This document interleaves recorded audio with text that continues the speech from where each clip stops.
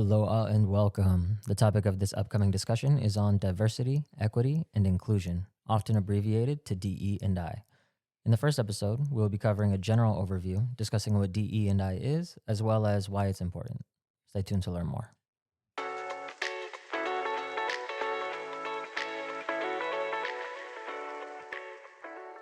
So today I have with me Dr. Guido Minaya, CEO and CLO of Minaya Learning Global Solutions, with an amazing background, especially when it comes to diversity, equity, and inclusion. We'll be talking a little bit about what DE&I is, as well as why it's important. So jumping in, thank you very much, Dr. Minaya, for joining me today. Thank you for having me on the show today, Dario. Now, you have had various roles and experiences with respect to diversity, equity, and inclusion. How would you describe your background here? Yes, my background in the space began close to 30 years ago when I was a young professional, and I was invited to be a founder of the Southwest Florida Hispanic Chamber of Commerce. And this experience really helped me see more of the issues segments of our communities face. And when I returned to corporate America a few years later, I became a member and a local chapter president in Miami of HISPA, which was the Hispanic Association of AT&T Employees. And this is an employee resource group, or some companies call them business resource groups. And after a few years, I was a regional director for HISPA, and then became the U.S. and international president of HISPA, which had 30 chapters around the US, Spain, and Latin America, and about 3,000 members. So this was my real foundation in the field as I interacted closely not only with our own resource group, but the African American, the women's organizations, the disabled, the Asian, and the LGBTQ plus national association leaders at AT&T that were also employee resource group leaders. As I shifted to sales operations in my career, from sales operations to corporate training, I learned more about D&I related workshops for employees around the world. At our own company, Minaya Learning Global Solutions, we focused in this field for over 15 years. So that gives a little bit of a background. And even within the local business community, I've chaired the Equity and Diversity Committee for our local countywide school district, which has about 95,000 students. And I also led the creation of an Inclusion and Diversity Committee within our countywide economic development organization. So that gives you a little bit of a background on my experience here. Yeah, well, talk about a background in DE&I. Quite an extensive history with the topic. Now, in the past few years, there has been a much greater focus on diversity, equity, and inclusion. How should companies, both small and large, consider DE&I? Yes. Well, I think there's really, for all of us, there's about three areas to consider with respect to diversity, inclusion, and equity. The first is from an internal business lens, and this lens holds true for small, medium, and large size companies. And this has more to do with a company's workforce, including leaders, and staff, right? And I think the second lens is from an external business lens, right? And this lens holds true again for small, medium, and large companies. And it has to do with a company's target market, its vendors, its suppliers, its contractors. And then the third area is from a community perspective, right? Where we have changing demographics, and what are the support structures in place to enhance how well a community is embracing inclusion and diversity and equity. So I think those are the three lenses that I'm familiar with as it impacts business and our communities. Now, as we're getting in, because we're kind of covering just a little bit, why D&I is important, as well as, what generally what diversity, equity, and inclusion involves, and, the meaning within organizations.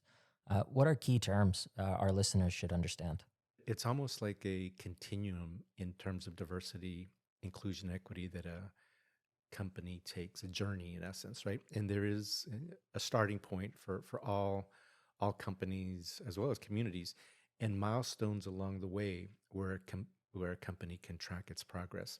So yeah, so let's start with some terms and definitions, and I really like how Dr. Darnisa Amante Jackson, who's an organizational cultural strategy expert, how she has defined these terms. So if we start with the term diversity, right? Diversity involves representation. Diversity can be, measured through numbers and is usually tracked most frequently by race, gender, sexual identity, age, education, and economic background. And Dr. Monte Jackson says, it's like different segments of the community have been asked to the party, right? Here, everyone is celebrated. It can be authenticated through the lens of a segment of the community being seen, like designated months like Black History Month, Hispanic Heritage Month, Asian Month. So that's diversity, right? And as you move forward on that continuum, the next term or area is belonging, right? Belonging is the ongoing culture created to have all all people, all segments feel welcomed across their differences. And this involves their relationships. This involves the conversations that are taking place in the organization, in the community, physical space, as well as the written word. You actually feel welcomed and comfortable. If we take the analogy of the party, you feel welcomed and comfortable going to the party. And really, there is a big jump from strictly diversity of measuring the demographics to belonging. Here, people actually feel welcome, and it's not really any kind of lip service. So then we get into the next stage, right, of inclusion. And inclusion is the actual participation, right?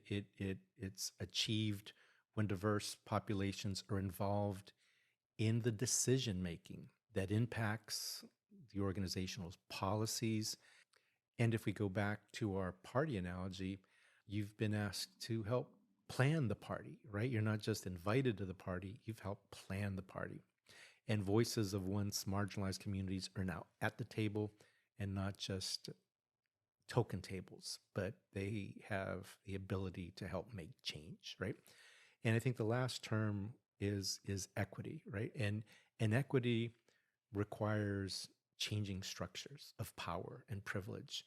So the disparities of underrepresented groups are eliminated, and therefore outcomes can't be predicted by that original organizing group, right?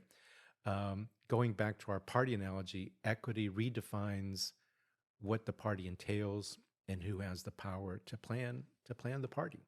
So I think those are some of the key terms, and right, and it can take years. It can take up to 10 years or more to go from your initial steps with diversity to one that involves true equity. So hopefully that helped as an introduction of terms.